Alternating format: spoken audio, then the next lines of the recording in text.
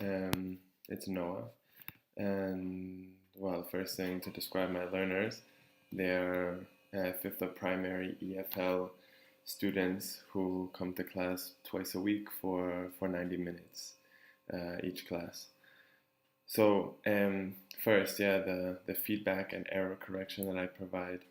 We have a system at my school, so the kids do like one composition a week, and usually that composition is based on the grammar and vocabulary in each unit um, of the course book that we use. So a lot of times they'll practice writing emails or letters or descriptions, um, suggestions, uh, short biographies, these kind of things. Um, so the feedback and error correction that they get are they have a notebook where they do the writings. We have a code, no? So if there's a problem with verb tense, we underline it and put a code. So VT for verb tense, for example, or if they choose the wrong word, they say do instead of make. We'll put a WC for word choice. So these kind of things. So at the beginning of the course, they get all of what all of the codes mean, and this is how we do the error correction. Now the feedback, I write comments in the notebook. So I try to do um, the give them a lot of praise, but also ask questions and make comments about the structure, the clarity, if they've actually followed the directions that I've given them or the example in the book.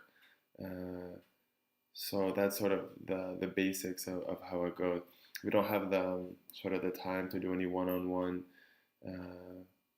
meetings like Reynolds described.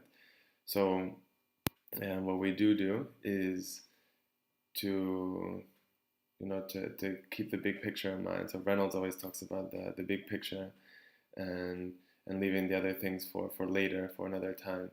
So yeah, the big things, structure, clarity, uh, the ideas, are they connected, these kind of things. Um, my feedback doesn't really relate to the readings because um, it's just different because my students are this is like the first year that they're really writing in English in a in not just sentences or in paragraph forms or in a page or a page and a half. Um, so the peer feedback idea, I don't really get to do it much in my class. One, because I don't have time, and two, because my students really aren't ready. I'm really working on them, really working on their revision skills right now. Um, so that's something that's really important because they have a hard time looking at their own writing and seeing any mistakes. And basically, we don't have time to do the peer review or the group work that um, that was talked about in some of the readings, like Hervela's article that they put out there. And it would be great, to be able to do these kind of things. But when you have a course book and a syllabus that you need to follow, it's an EFL class, so it's not just a reading and writing course or writing composition course where you can spend, they say weeks and then up to a month, doing these micro and macro reading and writing groups. It's just not possible for us. Um, so those are my kind of thoughts for my group, but I thought it would be interesting to respond a bit to the readings. Um, and for my personal experience, because I can't really use my class as an example, but from my personal experience, I had a lot of issues with the Hervela article.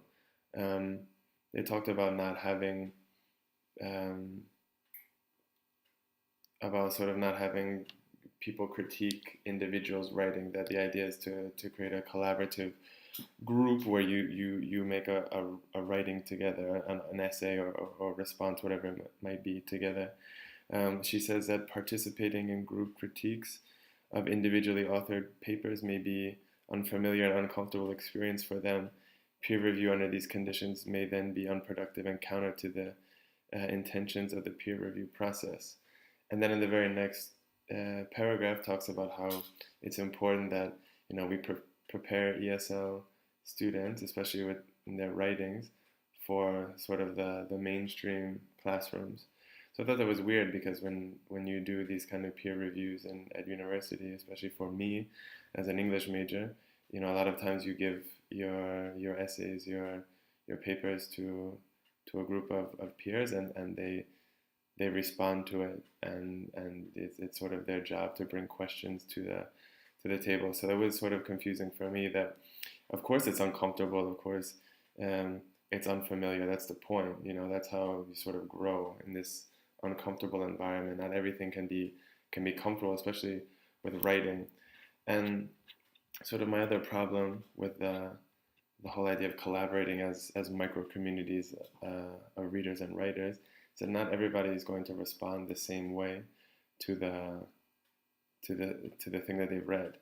So it's kind of strange to me to think of how a group of people is going to create a nice coherent response or essay to an article, to a story, if they can't all agree on how they view that story. How do you make a thesis? How do you join the paragraphs together if you don't all agree on how you should respond to it? So that's sort of, and it goes back to what Reynolds was saying. He talks a lot about making sure that there's cohesion in the writing, that it goes from beginning to end, and using all of these mechanics that we try to teach to our students. So doing it as a group, I understand the idea that it would be helpful and sort of take the pressure off of students, but also creating an engaged and comfortable classroom where you don't feel like you're being attacked, and you can learn from your peers. But it just doesn't seem to me that it's going to teach you how to get from A to Z in an essay. And also, I don't know if it's going to prepare you for writing seminars that will take place in the future in a mainstream setting. So sorry, I think I've gone over the time limit, but I just wanted to respond a little bit to the article that we read, and to relate it to Reynolds and these things. So thanks for watching, and looking forward to seeing your videos. Bye.